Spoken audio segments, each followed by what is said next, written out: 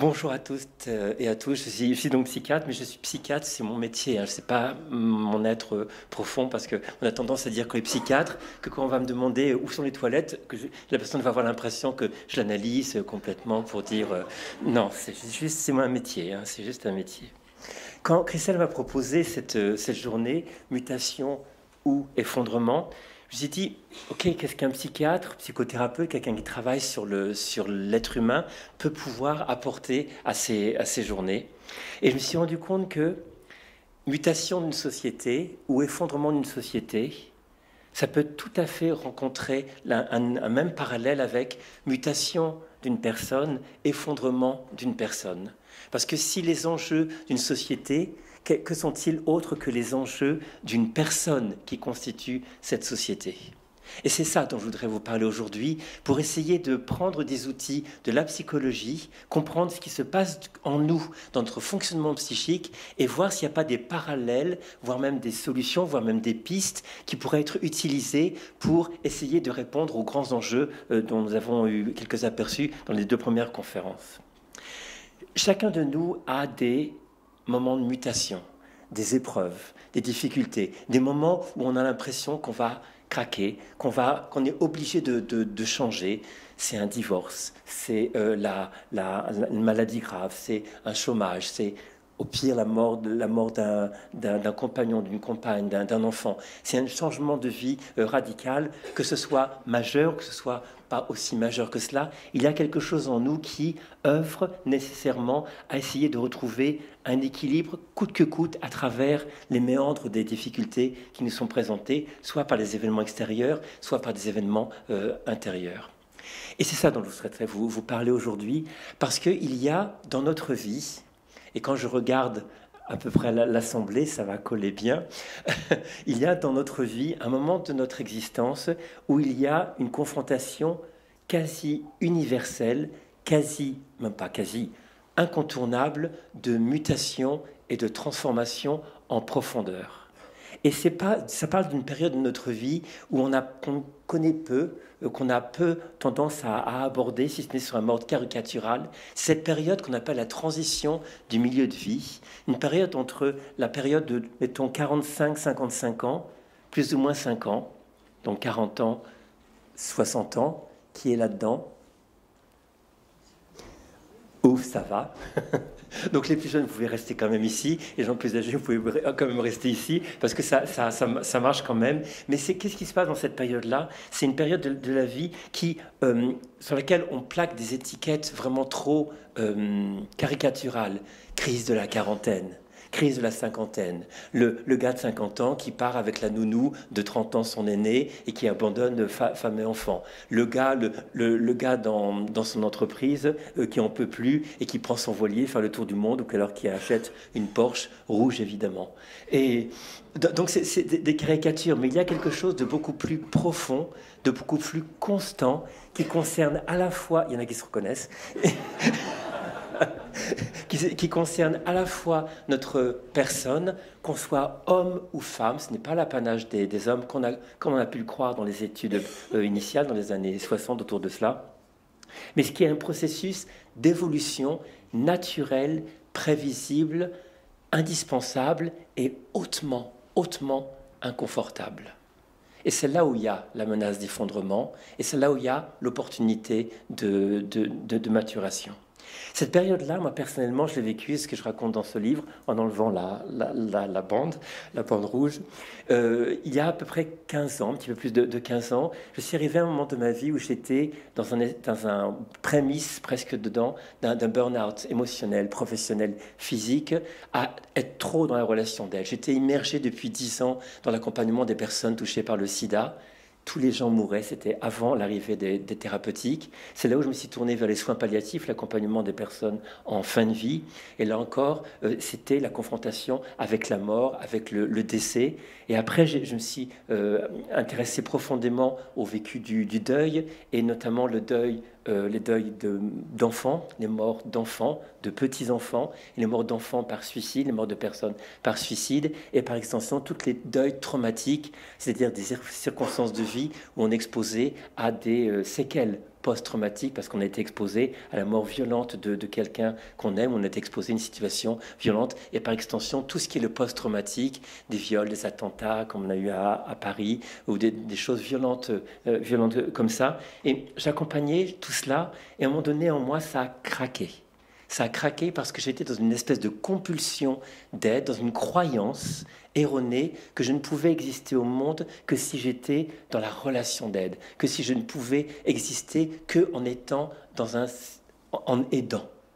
Et c'est le fameux syndrome du sauveur que peut-être certains d'entre vous connaissent, à savoir mettre en priorité les besoins des autres et mettre ses priorités en fin de liste, parce qu'on s'imagine que c'est comme ça qu'on va être aimé, c'est comme ça qu'on va avoir trouvé sa place dans le monde, et c'est comme ça qu'on va donner du sens à son existence. Ça a fonctionné bien extérieurement, sur le papier c'était génial, impliqué dans plein d'associations, à l'hôpital, dans le cabinet, mais intérieurement ça ne fonctionnait plus, ou du tout de moins en moins bien. Et il y a eu un point de rupture qui a fait que, après mûre réflexion, c'est une réflexion qui a duré 2 ans, j'ai décidé de partir, c'est complètement fou, de partir, vous savez, cette idée qu'on a, je vais tout quitter, je vais tout plaquer, je l'ai fait en quittant tout complètement de ma vie parisienne, de la relation dans laquelle j'étais, qui était en train de se terminer, mais qui était quand même présente, du succès avec les bouquins que je commençais à écrire, et j'ai tout arrêté. Plus de revenus, plus rien, et je suis parti dans un monastère bouddhiste de la tradition tibétaine dans le sud-ouest de la France, où là je me suis complètement immergé au point de devenir moine bouddhiste. Je ne suis plus moine bouddhiste, mais j'ai gardé la coupe de cheveux, et qui était une immersion complète dans l'étude, dans la méditation, dans qu'est-ce que c'est cette spiritualité bouddhiste de fond, pour essayer de me retrouver. Et après 2 ans, une fois que le psychologique s'est apaisé, il y a la dimension spirituelle intérieure qui a commencé à réémerger, tant et si bien qu'un gros conflit en moi s'est émergé dans cet environnement de paix, où je me suis dit, mais au bout du compte, c'est quoi le sens de ma vie? Je suis médecin, quel est le sens de rester, de me préparer à rentrer dans une retraite de 3 ans, 6 ans, fermée? Il n'y avait plus beaucoup de sens par rapport à ça. Et lors d'un pèlerinage en Inde, j'ai eu la chance de rencontrer le Karmapa, qui est un des chefs de 4 lignées du bouddhisme tibétain. Il y en a 4. Le Dalai Lama, c'est un chef d'une des lignées. Et qui m'a dit, OK, tu ne dois pas renoncer à la médecine. C'est OK pour moi si tu continues une vie de moine, mais rentre dans le monde. Je te conseille de rentrer dans le monde et de faire ce que tu dois être médecin, transmettre, aider du mieux que tu peux. Et je suis revenu, et c'était de façon beaucoup plus apaisée. Et ce livre-là, c'est le récit justement de ce cheminement, qui peut avoir l'aspect d'un enseignement, d'un témoignage individuel, mais qui en fait, quand on le lit, c'est ce que les lecteurs m'ont fait en retour, que ça décrit une expérience universelle. Qui d'entre nous n'a pas eu à un moment donné, parce qu'il n'en pouvait plus d'être ce qu'il est ou d'être ce qu'elle est, l'envie de tout changer, de tout remettre en question, d'être dans un effondrement volontaire, choisi, parce que l'état intérieur était incompatible avec ce qu'on croit être juste pour soi, pour mener son existence de façon la plus pertinente possible. Et c'est cette universalité que je vous invite à trouver dans ce livre. Et en revenant à Paris, j'étais complètement retourné comme une peau de lapin, enfin vraiment vulnérable au dernier degré, malin, mais ça s'est reconstruit progressivement sur d'autres bases. Et j'ai essayé des années plus tard de comprendre, mais qu'est-ce qui s'est passé?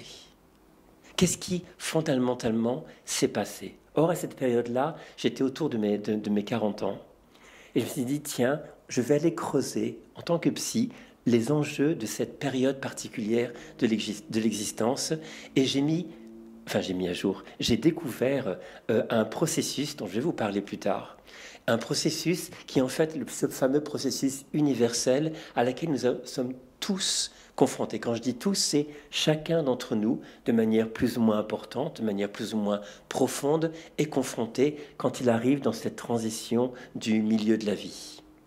C'est pas forcément dramatique, c'est pas forcément énorme, c'est pas vécu de façon très silencieuse, mais il y a des caractéristiques qui sont des symptômes qui viennent de l'intérieur et qui vous disent, mon garçon, ma fille, regarde parce qu'il y a quelque chose qui est en train de se passer. Et ce quelque chose qui nous murmure à l'oreille, c'est quoi par exemple? C'est un questionnement sur le sens de ma vie, parallèlement presque à une perte de sens. Mais qu'est-ce que je suis en train de faire de ma vie maintenant? Quel sens ça a, ce que je vis maintenant au quotidien?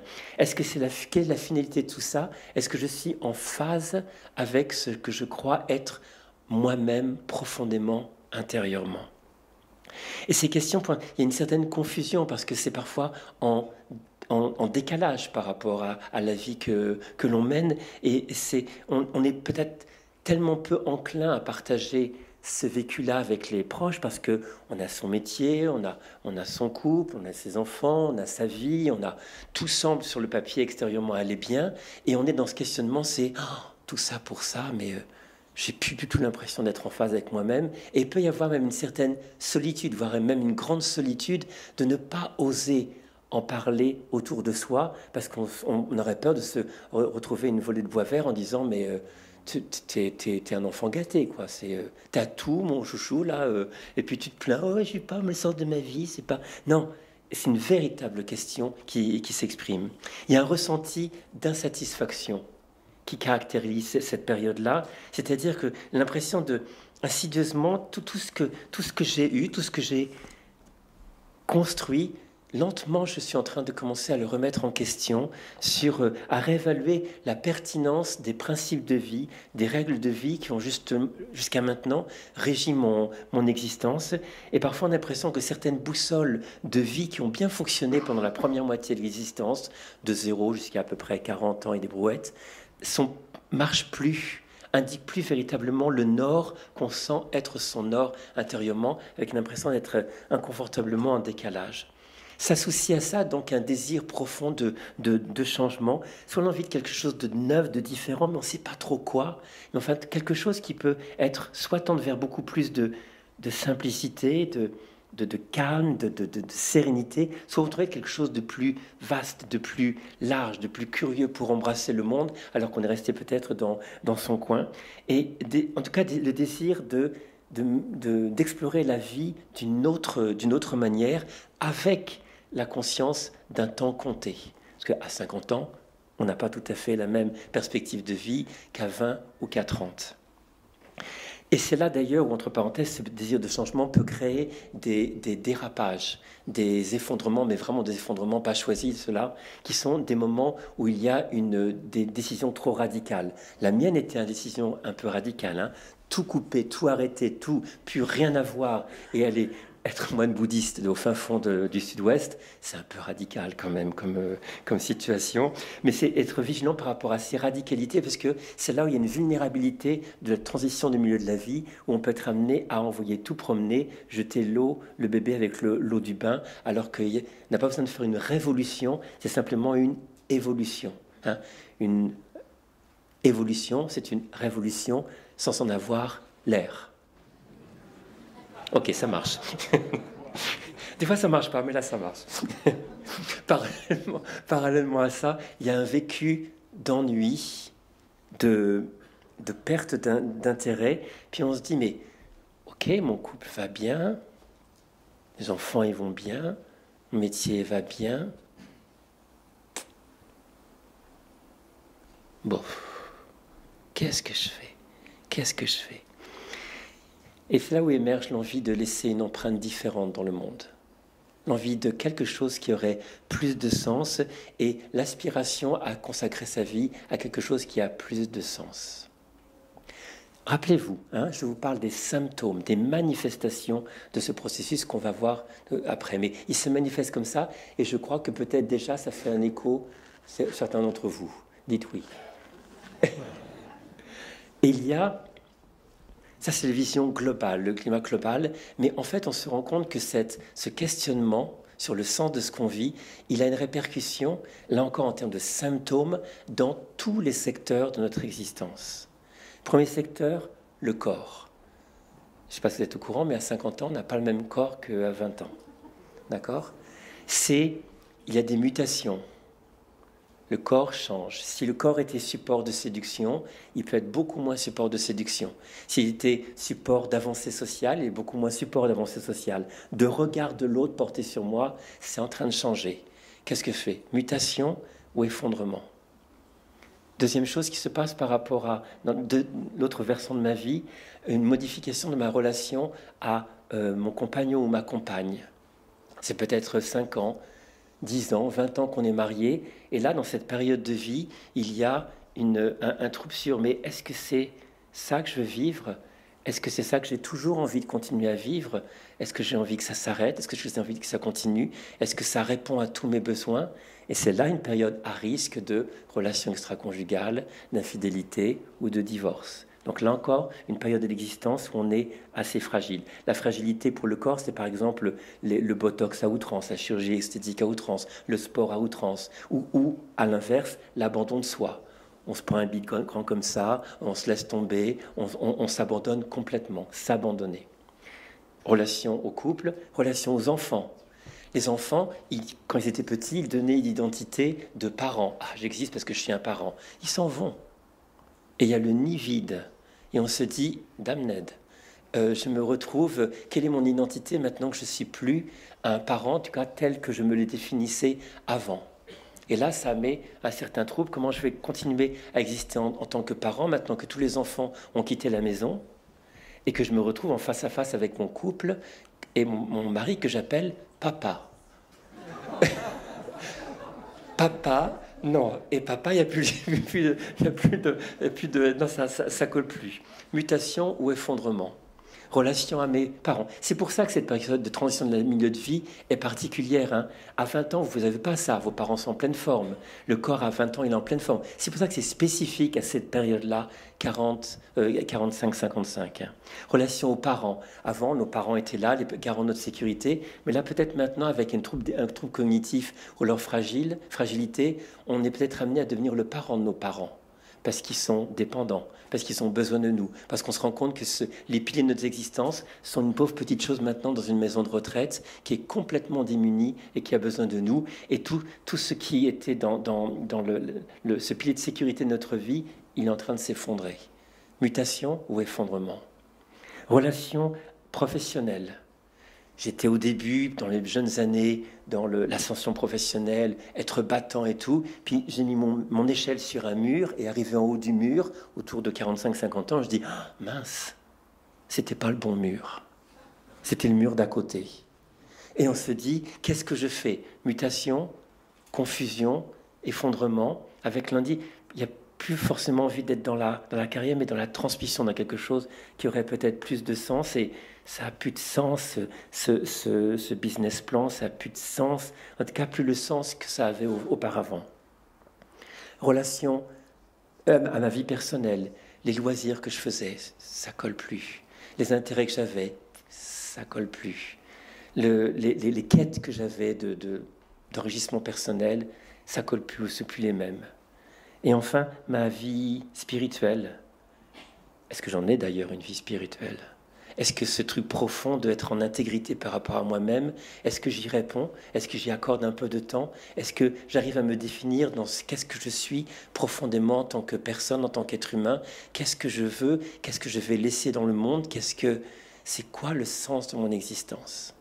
Vous voyez, quand on voit, et ça c'est encore des symptômes toujours, hein, cette quête de sens qui se décline au corps, relation aux enfants, relation au couple, relation aux parents, relation professionnelle, relation à la vie personnelle, relation à la vie spirituelle, tout est impacté à ce moment de notre vie. Et c'est là où on est dans une période assez fragile, proche d'un effondrement, mais on se rend compte en fait qu'il y a quelque chose qui est extrêmement bénéfique. Parce que qu'est-ce qui se passe au bout du compte? Au-delà des symptômes, on peut dire, ok, je suis dans une transition de milieu de vie avec tous les enjeux plus ou moins importants en fonction des différents secteurs de ma vie, mais il y a une strate qui est pourquoi cela se passe, comment expliquer ce qui se passe. Et en regardant directement le fondement de ce ressenti intérieur, on se rend compte qu'il y a un processus que Carl Jung, le psychanalyste Carl Jung, a identifié comme ce qu'on appelle le processus d'individuation. le processus d'individuation que certains d'entre vous connaissent peut-être. Et ce qui est étonnant en écoutant les deux conférences tout à l'heure, on peut de façon assez troublante faire un parallèle entre le processus d'individuation d'un être humain et le processus d'individuation d'une société. Vous allez voir, c'est assez étonnant, ou du moins ça peut lancer des pistes pour voir combien il y a des ponts entre les différents aspects. Ce qui est important à soutenir, que Jung insiste bien, c'est que ce processus d'individuation est un processus absolument naturel. Il n'est pas décidé, il n'y a pas des gens qui décident de le faire ou non, tout comme l'adolescence, hein, c'est un processus qui se passe, qu'on le veuille ou non, avec plus ou moins de chaos, ça se passe. De même que ce processus de transition de milieu de vie, ce processus d'individuation, il est naturel, il est prévisible, et plus on connaît les étapes et les enjeux de ce processus, plus on est en mesure d'y répondre avec intelligence et sagesse. Pour faire court, parce que je ne vais pas vous détailler vraiment toutes les étapes, mais en gros, il y a 5 étapes dans ce processus d'individuation, et vous allez voir qu'il y a plein de choses qui peuvent être extrêmement bénéfiques pour nous. Première étape, ça concerne la première moitié de notre existence. Jung appelle ça la phase d'accommodation. On s'accommode. On s'accommode à quoi ? Quand on est tout petit, on comprend très vite que si on veut que notre maman soit gentille avec notre maman et notre papa, soit gentil avec nous, eh bien on a besoin de répondre à leurs demandes, de faire pipi dans le pot qu'ils nous tendent, de bien manger, d'être vraiment, de répondre. On capte qu'il y a des demandes et que si on répond aux demandes, on a une place, on existe, on est regardé. Pareil à l'école. Le prof dit, tu en fais tel devoir, telle chose, tel comportement. On dit, ah tiens, si je suis ça, je vais avoir ma place, je vais être accepté, je vais être aimé. Il dit, ah ok, d'accord, ok. Et puis, quand on est plus au lycée, et puis, ça continue avec une société qui dit, si tu es comme ça, tu trouveras ta place dans la société. Ah ok, d'accord. Et donc, on se construit entre ce qu'on est fondamentalement, sa nature profonde, et les injonctions d'une société par l'éducation, par nos parents, par nos profs, et plus tard par nos patrons, par nos boss et autres, se construit une interface entre notre être profond, dont on n'a pas forcément conscience, c'est l'enjeu, dont on n'a pas forcément conscience, et les injonctions extérieures se forment une interface que Carl Jung a appelée comme étant la persona. Cette accommodation au monde dans laquelle on pense on se dit que si on développe une persona qui correspond aux attentes de tous les gens qui sont autour de nous, eh bien on va pouvoir avoir une place dans le monde, on va pouvoir exister en tant qu'individu. Et donc ce processus d'accommodation, ça consiste à devenir ce que l'on croit devoir être pour exister dans le monde. Ce n'est pas nécessairement ce que l'on est, mais la persona, c'est une construction mentale qui nous permet de construire ce que l'on croit devoir être pour pouvoir exister au sein de sa famille, au sein de son école, au sein de sa société, au sein de son entreprise, etc. Et pourquoi Jung a utilisé ce mot persona ? Parce que la persona, c'était ce que le masque que les acteurs grecs portaient sur eux pour signifier aux spectateurs qui ils étaient. Donc la persona, c'est un masque qui est collé sur nous pour dire « voilà, je suis cette personne-là ». Or, comme on n'a pas conscience qu'on est en train de construire une persona, on se rend compte qu'il y a très souvent, pendant la première moitié de notre existence, une identification forte à cette persona. C'est-à-dire, on dit « je suis ceci ». C'est aussi absurde qu'un acteur qui dirait « je suis mon masque », mais c'est pourtant ce qu'on fait. Pendant la première moitié de notre vie, on se dit « je suis ce que je montre que je suis ».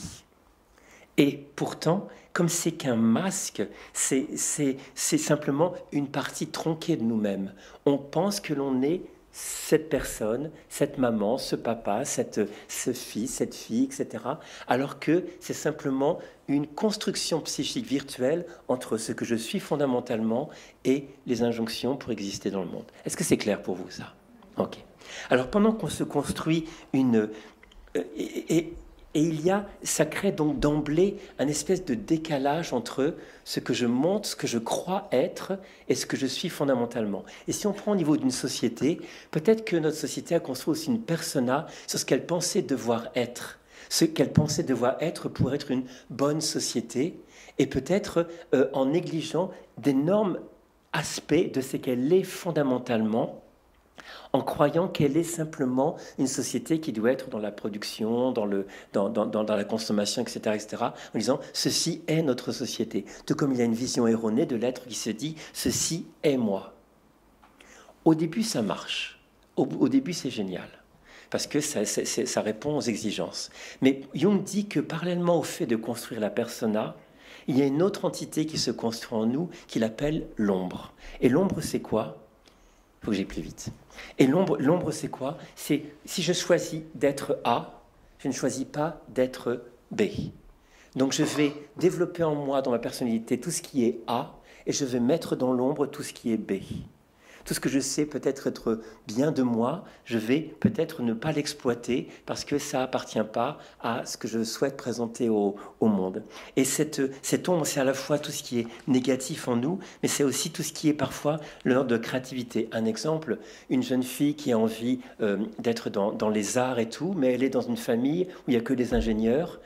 Elle se construit une persona de fille qui est super douée en maths et tout, et qui va faire des écoles d'ingénieur et devenir ingénieur, et elle met dans son ombre toute sa créativité, tout ce qu'elle a, tout le non vécu, tout le non choisi de son existence, elle le met à côté. Ça, c'est la première moitié de notre existence.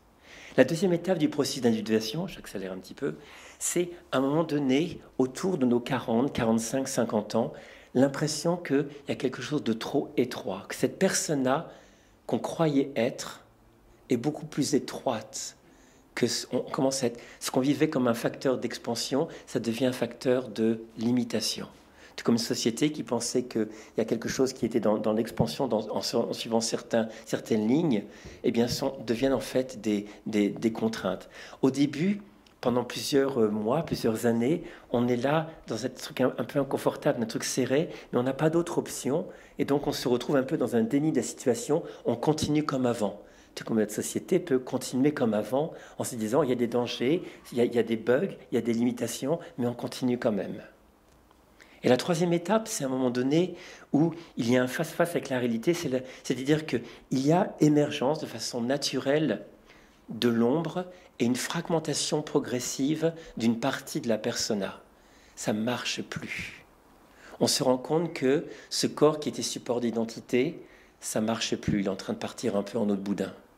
Ce couple qu'on pensait être de rock, eh ben on découvre que son mari nous trompe.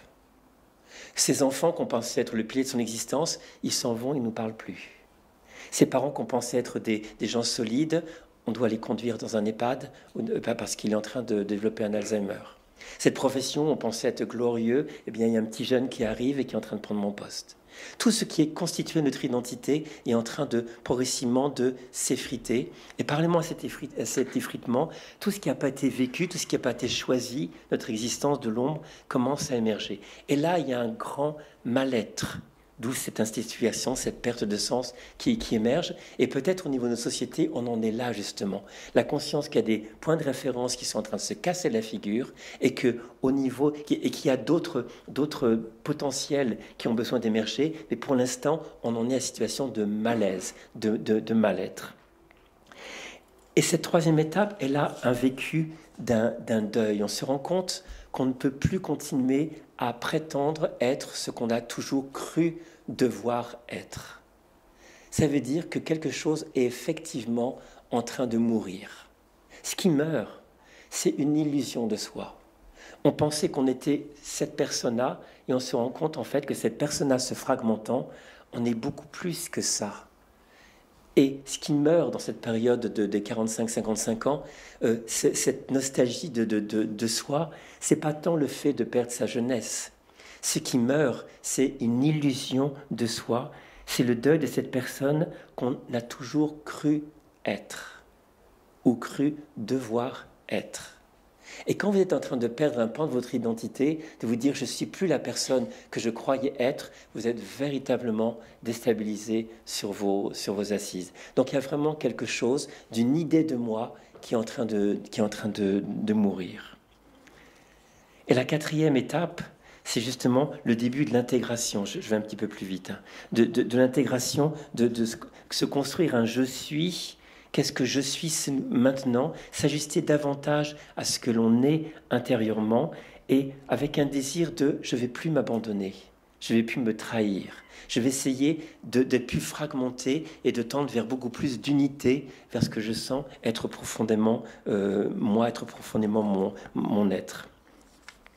Comment on accueille ce mouvement intérieur justement en l'accueillant? Le grand danger, c'est se mettre en résistance par rapport à l'évidence. Tout comme une société qui voit des évidences, des études, et qui disent non, non, non, non, ça n'existe pas, non, non, non, on peut faire comme avant. Alors que non, ça ne fonctionne plus et il faut véritablement dire ok, je prends acte de ça, même si pendant un temps je n'ai pas de réponse. Qu'on dit mais je voudrais changer, mais parfois il faut rester pendant un certain temps avec des questions sans réponse, parce que c'est en restant avec des questions sans réponse que lentement, dans l'inconscient, des premières réponses vont commencer à s'élaborer. Je suis allé trop vite. La cinquième étape, c'est justement être dans une intégration pleine et entière de ce qu'on est, de résoudre ces dissonances justement dont on parlait tout à l'heure, et de trouver une personne intègre, c'est-à-dire avoir intégré tous les aspects à la fois de la persona qui persiste et à la fois de l'ombre qui persiste. Et intrinsèquement, le sens ultime de ce processus, il est à tonalité spirituelle. Et cette transition du milieu de vie, c'est un point de respect, un point de charnière entre deux mouvements. Un premier mouvement très extérieur de la première moitié de notre vie sur quelque chose de très extérieur, de très tourné vers le monde, vers l'extérieur, et un mouvement intérieur qui est beaucoup plus un mouvement d'intériorité, de reconnecter avec cette dimension du soi qu'on avait complètement occultée quand on a construit notre persona et qui commence à attendre d'être beaucoup plus d'entrer dans le champ de notre conscience. Et c'est en ça que c'est une dimension spirituelle, c'est que notre essence fondamentale est en train de pousser pour dire regarde qui tu es véritablement en essence. Comment accompagner, sortir d'un état fragmenté psychique vers quelque chose qui est un état psychique plus unifié? Pour donner quelques pistes sur les transformations personnelles que l'on peut opérer à ce moment de notre vie de façon concrète, il y a 4 axes. Je fais le constat de là où j'en suis dans ma vie, qu'est-ce qui est bon et bien jusqu'à maintenant et que je souhaite continuer. Qu'est-ce qui est bon et bien dans ma vie mais qu'il est nécessaire d'ajuster. Qu'est-ce qui a existé dans ma vie jusqu'à maintenant et qu'il est nécessaire que j'arrête. Qu'est-ce qui n'a pas existé dans ma vie et qu'il est nécessaire maintenant que j'initie? Continuer, ajuster, arrêter, initier. Et quand vous appliquez ces 4 axes aux 7 dimensions de votre être, qu'est-ce que je continue au niveau de mon corps? Qu'est-ce que j'ajuste juste au niveau de mon corps? Qu'est-ce que j'arrête au niveau de mon corps? Arrêter de fumer, par exemple. Qu'est-ce que j'initie au niveau de mon corps? Je deviens végétarien, par exemple. Au deuxième, par rapport à mon couple, qu'est-ce que je continue dans mon couple? Qu'est-ce que j'ajuste? Qu'est-ce que j'arrête? Peut-être mon couple. Qu'est-ce que j'initie? Au niveau de la relation à mes enfants, pareil. Au niveau dans les différents aspects de ma vie. Et ça donne parfois des pistes qui peuvent véritablement donner une boussole intérieure. Mais comme je l'ai dit tout à l'heure, qu'est-ce qui est juste par rapport à une existence? Cette justesse, elle dépend de les critères que je me donne pour me donner une existence qui est juste. Quels sont-ils? Quels sont les critères, les boussoles que, arrivé à la deuxième moitié de vie, je me donne pour pouvoir évaluer si les décisions que je prends maintenant sont pertinentes et alignées intérieurement sur la personne que je suis en train de devenir. Et quelle réponse on peut donner à ça? Le fait d'avoir travaillé avec des personnes en fin de vie, c'est une aide considérable. Parce que quand vous êtes avec une personne qui n'a plus que 3 semaines à vivre et qui vous raconte son chemin de vie, tous ses regrets, tout ce qu'elle aurait pu accomplir, tout ce qu'elle a accompli. Là, quand il y a une récurrence de ces personnes, 10, 20, 100, 1000 personnes qui vous parlent comme ça, vous arrivez à comprendre qu'il y a des grandes composantes qui définissent une vie heureuse, une vie accomplie, une vie qui a du sens. Et si vous voulez bien, je voudrais proposer, avec l'accord de nos hôtes, un petit exercice qui est une espèce de méditation guidée qui aide à pointer vos boussoles intérieures et là où vous en êtes maintenant intérieurement. Et vous verrez que ces questionnements-là, vous pouvez le décliner en termes de mutation et transformation personnelle. On va éviter l'effondrement, mais à pouvoir l'appliquer aussi dans vos entreprises qui sont des organismes vivants. Ok ? Cet exercice-là, il se fait debout, il se fait debout, assis, il se fait les yeux fermés, mais ne faites-le que si vous avez envie de le faire, parce qu'on va parler de façon très directe de votre mort. D'accord ? Donc si vous n'avez pas envie de le faire, si vous êtes dans un processus de traitement et que ça vous fait flipper, cet exercice-là, ne le faites pas. Ou alors si vous le faites et qu'à un moment donné c'est trop flippant, vous ouvrez les yeux et vous reconnectez ici. D'accord ? Vous pouvez sortir à n'importe quel moment d'exercice. Vous allez fermer les yeux, ceux qui veulent. Imaginez que vous arrivez un temps de votre vie, où justement votre vie va bientôt se terminer. Et on va imaginer que vous êtes à l'hôpital, dans ce qui va devenir votre dernier lit. Vous êtes fatigué, mais la douleur est contrôlée. Tous les symptômes de fin de vie, l'essoufflement, les troubles neurologiques, les troubles cutanés, les troubles respiratoires, sont vraiment sous contrôle. Donc il n'y a pas de perturbation liée au corps, simplement une immense fatigue de cette vie qui est en train de s'écouler de vous. C'est le soir. Tous les proches sont entrés à la maison et vous restez dans la nuit les yeux ouverts. Et vous pensez à cette vie qui va bientôt s'achever. Vous regardez en arrière. Qu'est-ce que j'ai vécu ? Qu'est-ce qu'a été cette vie ? Quelles ont été les boussoles, les principes, les valeurs qui ont guidé mon existence ? Est-ce qu'il y a des choses, des circonstances, des événements que je regrette aujourd'hui ? Des choses que j'aurais peut-être pu faire autrement, différemment.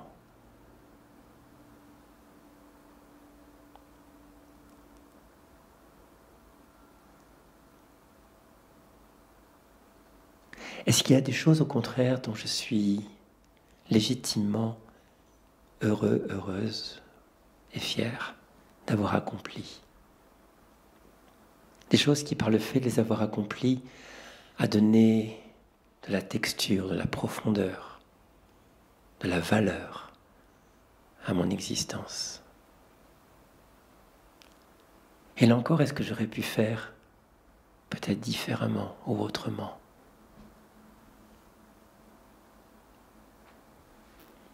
Puis il y a une question qui se pose aussi quand les heures de la nuit avancent et que je regarde en arrière. Qu'est-ce que j'ai fait ? Qu'est-ce que j'ai donné de moi ? Ai-je assez donné de moi ? Ai-je assez donné ce qui était bon et grand de moi ? Comment est-ce que j'ai vraiment aimé ?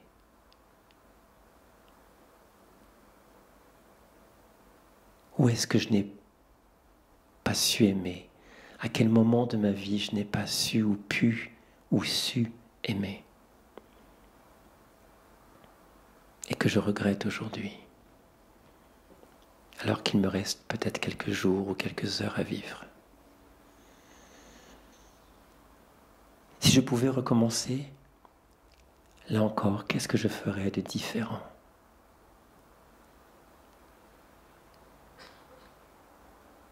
Quel pardon je demanderais? Ou quel pardon j'accorderais?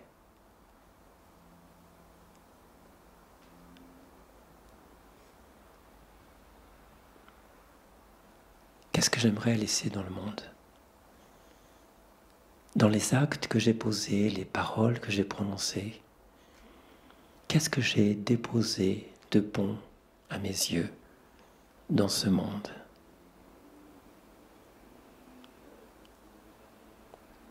Maintenant que je sais que je ne vais pas emporter avec moi richesse, honneur,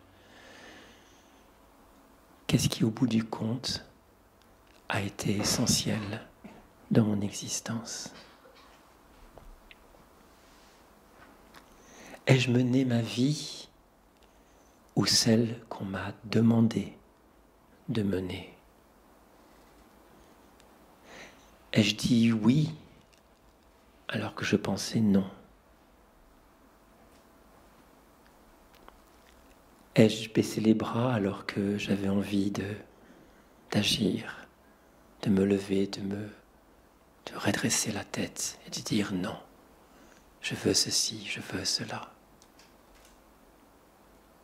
Est-ce que je me suis parfois trahi ou abandonné en connaissance de cause?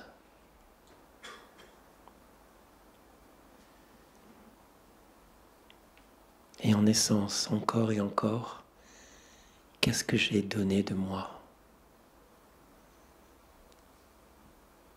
De quoi suis-je fier et qu'est-ce que je regrette? Qu'est-ce que je regrette de ne pas avoir fait pour être au plus proche de moi-même, au cœur de moi-même, aveuglé peut-être par plein de choses, des sirènes, l'argent, le succès, la séduction.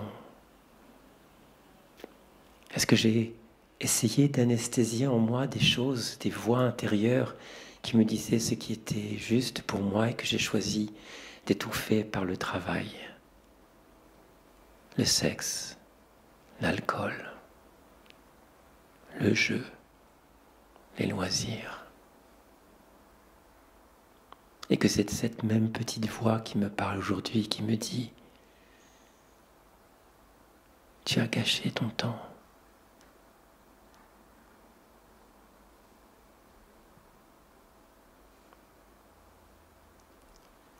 Et alors que le temps s'écoule dans cette nuit où vous ne parvenez pas à dormir, vous pensez à tout cela et vous dites, ce serait quoi une vie où je pourrais tout recommencer et la revivre telle que je voudrais la vivre, en étant le plus fidèle à moi-même, le plus intègre,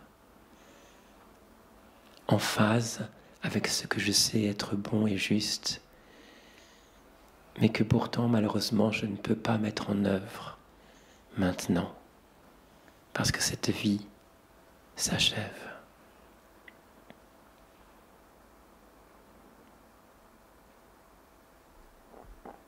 Par chance, mes amis, nous ne sommes pas en train de mourir, en tout cas pas maintenant. Et vous pouvez tout doucement ouvrir les yeux et vous reconnecter à ce lieu. Peut-être que dans 1 heure, on va faire un AVC. Peut-être que dans 80 ans, on sera encore fringant.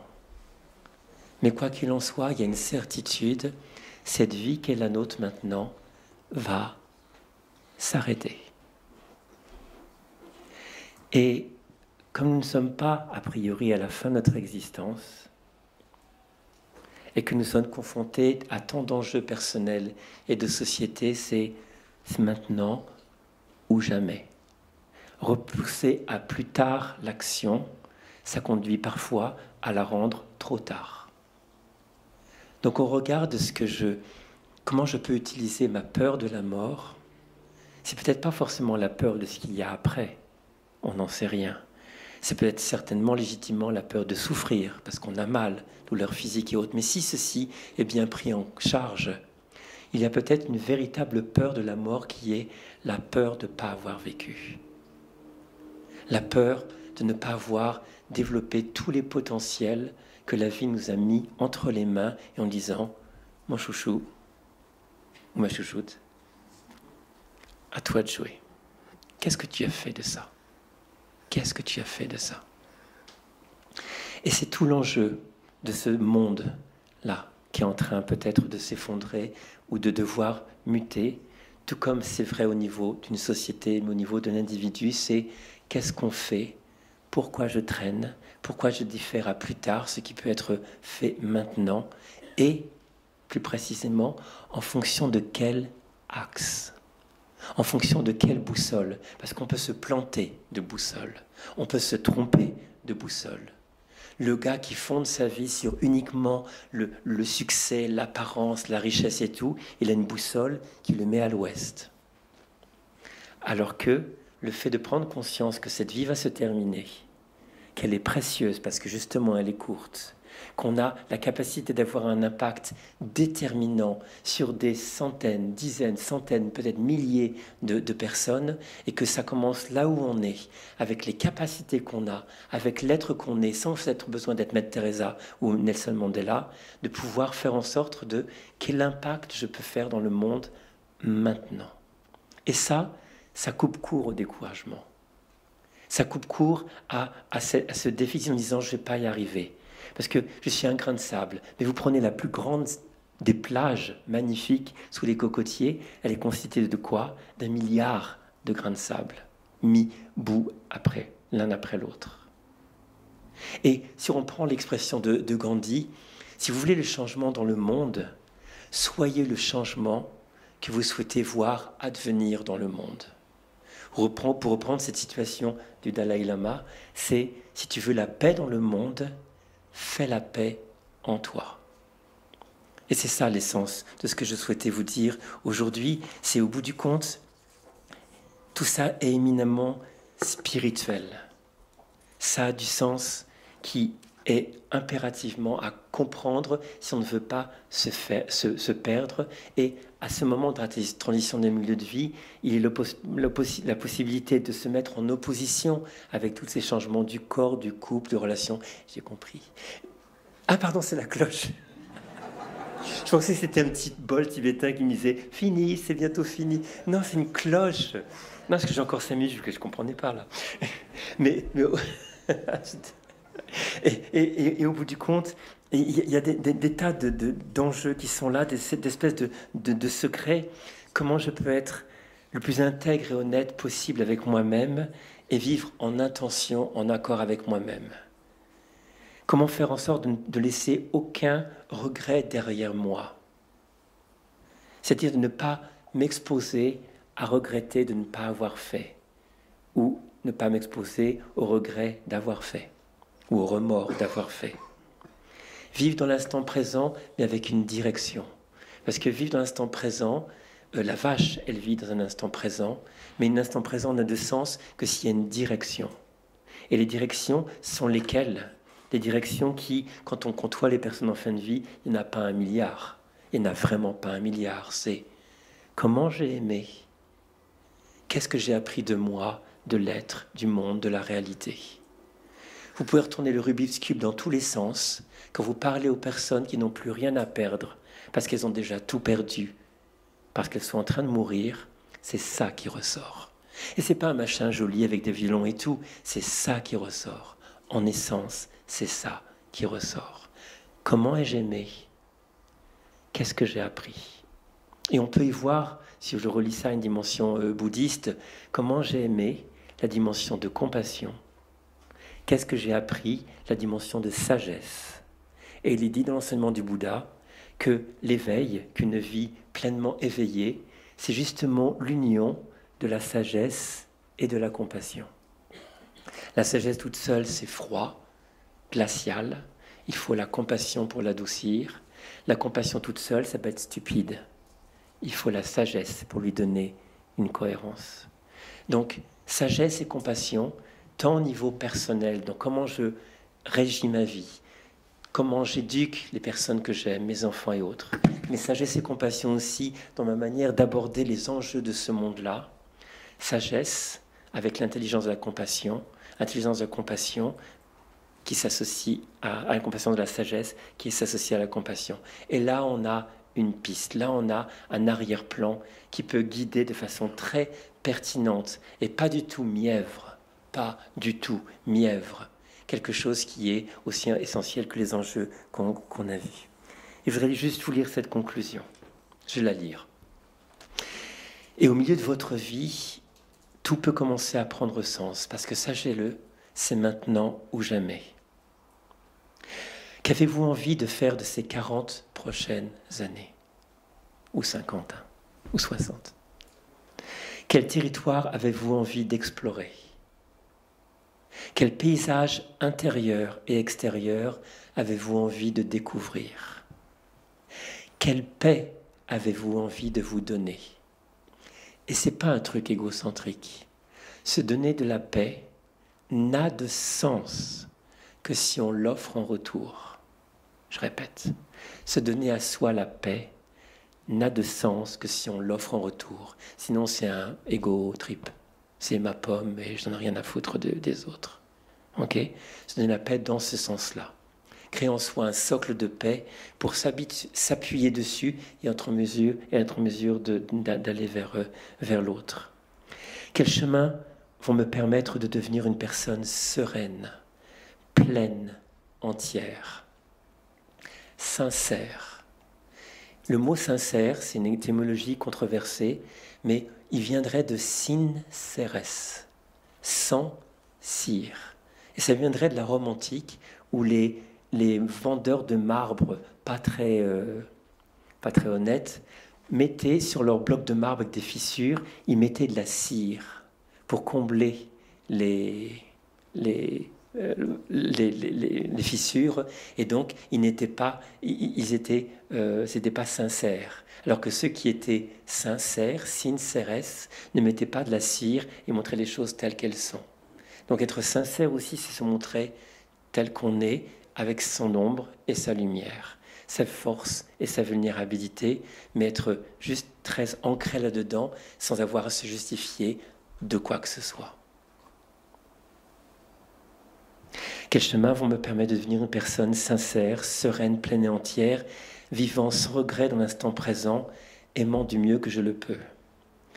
Il vous reste beaucoup de temps, mais malgré tout, ce temps est compté. C'est pour cela qu'il est précieux et qu'il est urgent de lui donner du sens. Prenez cette décision. Personne ne peut la prendre à votre place. Vous êtes ainsi dépositaire d'une liberté fondamentale que vous seul êtes capable d'exprimer en vous et autour de vous. Une liberté fondamentale d'être ce que vous pouvez être. Ok, merci.